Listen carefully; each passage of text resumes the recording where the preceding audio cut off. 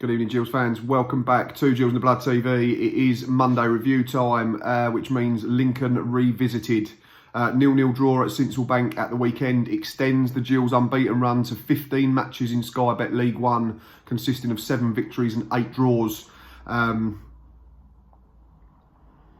a little bit frustrating for me in the sense that Lincoln were in appalling form in the run-up to this game. Like I said on Thursday on the match preview, they'd taken a solitary point from 18 available previous to the weekend. But I think if someone had said to us beginning of the season, and I'll keep harping on about this type of thing, if someone had said we were going to go to Lincoln middle of February and be disappointed with a 0-0 draw that would make us 15 games unbeaten, then I'd have bitten your hand off. Looking at the game as a whole and the statistics, I think a draw probably was the fairest result. I think Lincoln shaded it first half. We got better second half and probably had the better of territory and chances without ever really creating anything clear cut. If you look at the statistics, we had more shots in total, 11 to Lincoln's 8. But we had less on target, just 2 to their 3. So again, similar problems persist, is that we're getting into good positions, but we're not working the goalkeeper enough. I remember Max Amar's shot, one he connected with on the volley at the far post from across that had to be cleared and hacked away. And aside from that, there wasn't a great deal in terms of real clear-cut opportunities. Jack Bonham, I recall making a really good save right at the end from Harry Anderson, flung himself to his left and clawed a header away. But again, he wasn't overworked. But he does what he does, doesn't he, Jack Bonham? And that's why he's one of the best keepers at this level. And he's one of the reasons that we've not missed Thomas Holy at all this season. We had more corners, 7 to the Imps 4. But again, did we do enough with them? That remains to be seen. And yeah, a little look at discipline this week. 5 yellow cards for Lincoln City and 2 for us. 1 red card for Lincoln City, which was 2 bookable offences.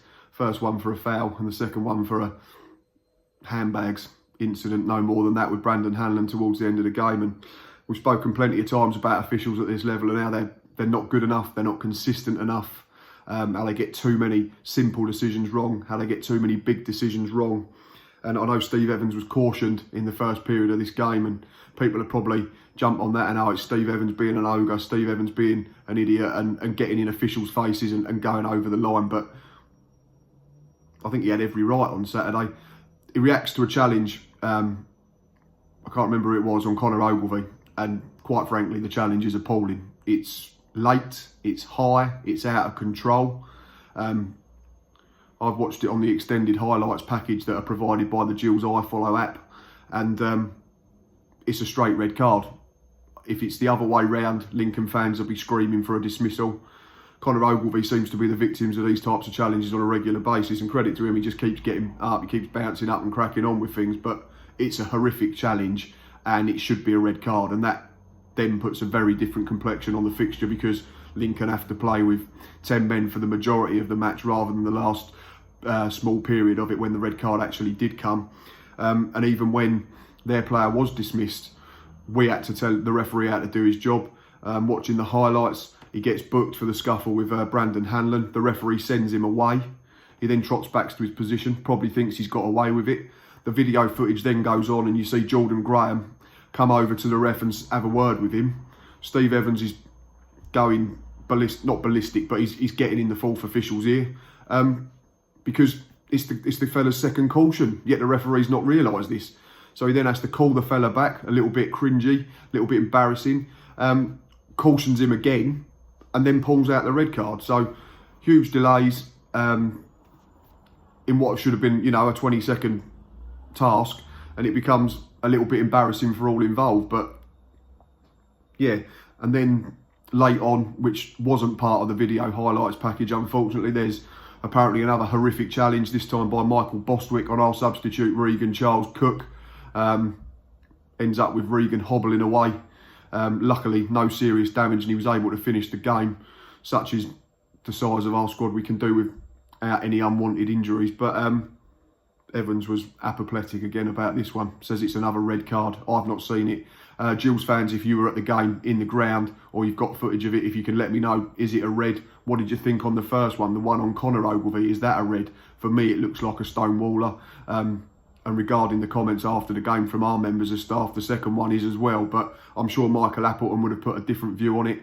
And there was a slightly strange incident with Michael Appleton and Steve Evans at the end of the game. Steve Evans has come out and spoken to a local newspaper and said that Steve Evans likes to get out of his box and he's put him in his place. It's a weird one for me. I've looked at the footage and Michael Appleton and Steve Evans are walking towards the officials. They're entitled to do that. They're going over to shake their hands and have a word with them if they think anything that they need to discuss with them in Men in the Middle. And Michael Appleton starts acting like some sort of low-budget bouncer trying to prevent Steve Evans from getting to the officials. Steve's not being overly aggressive, he's just walking towards them. In fact, Steve Evans just steps back when Michael Appleton tries to become some sort of human shield, which is a little bit weird for me, and just waits and bides his time until he can go and have a chat with the official. And he's mentioned it in his after-match interview and said that he'll go and have a chat with a referee in his office about certain decisions that he thinks he may have got wrong. But yeah, there's no stepping over the line from Steve Evans for me. I think the booking's harsh in the sense that it's a horror challenge and he's defending his players. He's trying to protect his players because he knows we've not got a big squad and we can't afford for people to be out injured for any period of time, especially key players like Conor Ogilvie, more so than Regan Charles-Cook. And that's not saying that I'd rather Regan Charles-Cook be injured over Conor Ogilvie. I don't want anyone getting injured, but Steve Evans is entitled to go and protect his players. And the challenge is awful, absolutely awful. So yeah, just found it very odd behaviour from Michael Appleton. And it's not the first manager or set of fans in recent games that have tried to create something, I think, and paint a picture. I know the comment amongst the youngsters is that Steve Evans is living rent-free in your head. And I tweeted last week, I said it's great to have maybe not a nasty Gillingham, but a streetwise Gillingham back. And it's a game we probably weren't at our best at, but we've dug out another result. We extend the unbeaten run. It makes Saturday's game against Wimbledon massive. If we can get 3 points against that, then obviously against them, then it puts us right in the mix still. There are games in Sky Bet League with League One this week on a Tuesday. There's teams that have got games in hand. I know Sunderland Fleetwood stands out as a monster fixture. It's the second set of fixtures in a row where Fleetwood are involved. They saw off Portsmouth at the weekend, so kudos to them and Joey Barton and their fans, because similarly to us, they're a very small club compared to lots of other clubs in this division, and they're punching well above their weight. So good luck to them. Be interesting how they get on at the stadium alike, because Sunderland are absolutely flying at the moment. I was listening to the D3, D4 podcast, which is excellent as always, and I think they've kept 8 clean sheets in their last 9 and they've conceded 3 goals in the last 10 games, Sunderland. So it's going to be tough for Fleetwood, and it's going to be tough for us because we're up there shortly as well. But yeah, I said about us not being at our best, digging out a result, went off on a bit of a tangent. And Steve Evans speaks in the Medway Messenger about us wanting to be better, wanting us to be better, wanting us to continue this unbeaten run if we're to get into the top 6. And I'm just reading what he said, and he says, we've been on a good run, we're 15 unbeaten. I've said to the boys that it has to be 23, 24 games unbeaten if we're to get into that elite group. I think they're capable of that. Again, lavishing praise on a small but high quality group of players that are giving their all for their manager, giving their all for the coaching staff, giving their all for the fans, and giving their all for the shirt and the badge. And it's great to see. We currently comfortably have the longest unbeaten run in the EFL. The only other team in the country at a professional level with a longer unbeaten run is runaway Premier League leaders Liverpool. The Jurgen Klopp machine just trundles on and on. They can extend that further tonight when they take on West Ham at Anfield. But in terms of Football League clubs, we've been absolutely brilliant for a very long time now. Again, if we just turned a couple more draws into victories, we'd be right in there, banging on that door of the playoffs rather than just keeping it ajar, which we are at the moment. But like I've said, if we can beat Wimbledon at home on Saturday, coincidentally the last team to beat us in the Sky Bet League One, then we could start opening that door a bit further and start bashing it down. It'd be interesting to see where we stand after the Tuesday fixtures, because obviously we don't play. But yeah, still plenty to play for with a dozen games to go. It's going to make for a really interesting end to the football season, and it's one that I can't wait for. In terms of stuff to look forward to as well, this Thursday there is a fans forum, the second one that Steve Evans and Paul Rayner have run, taking place in the Great Hall at the Priestfield. I think myself and Stocky are going to go across and have a listen. We went to the one in pre-season shortly after Steve and Paul had been appointed, and it was an interesting night. There was a lot of apprehension. amongst our fan base, amongst myself and Stocky as well. Big enough to admit that. But I think this one could be really good, should be full of positivity. I think Steve Evans deserves a lot of credit, along with Paul Rayner and Simon Royce and everyone else that works behind the scenes, because I think we have overachieved this season compared to recent campaigns, and we've hit 50 points at the earliest point in a long time. I think the club tweeted yesterday or Saturday evening, and the last 3 seasons we've not got there till April and May, and I think 2016-17 we got there on the final day of the season, didn't we, when we was all biting our nails to the quick at Northampton. So huge for us to be at 50 points and safe from relegation by the middle to end of February. And like I said on a couple of videos recently, I've not even looked over our shoulder. I've not looked at the bottom 3. There's no need. We keep looking up, we keep believing, and we keep just dreaming that we may gate crash that top 6, and it may not happen. But I think whatever happens from here on in, barring an absolute disastrous run of form, which I cannot see happening, I can't see Steve Evans and the players and Max Amar, the captain, allowing that to happen, then I think it's going to be a really positive end to the campaign.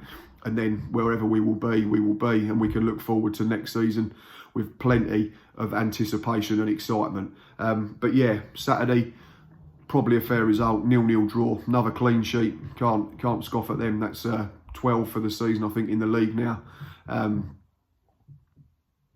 Yeah, just a really enjoyable unbeaten run. Looking forward to Saturday. Look forward to every weekend, every match day. Right, that's enough from me this evening. We'll be back Thursday, potentially with a match preview, but myself and Stocky might try and incorporate this Q&A into it. So keep an eye on the channel, get them notifications on, and we'll try and get something published, whether that's a regular match preview or something slightly different and a match preview at the end. But we'll try and get something out, certainly. And then after that, we shall be there Saturday. Myself, Boz, and I believe Stocky is available this Saturday for another match day live as we take on Gillingham B. Welcome back a few ex-players to the Priestfield again, the likes of Scott Wagstaff and Callum Riley and Luke O'Neill and Joe Piggott, in what is hopefully another game where we can pick up 3 points and keep this playoff hope, dream alive. But until then, enjoy your week. You know where we are on all 4 social media platforms. And until next time, up the Gills.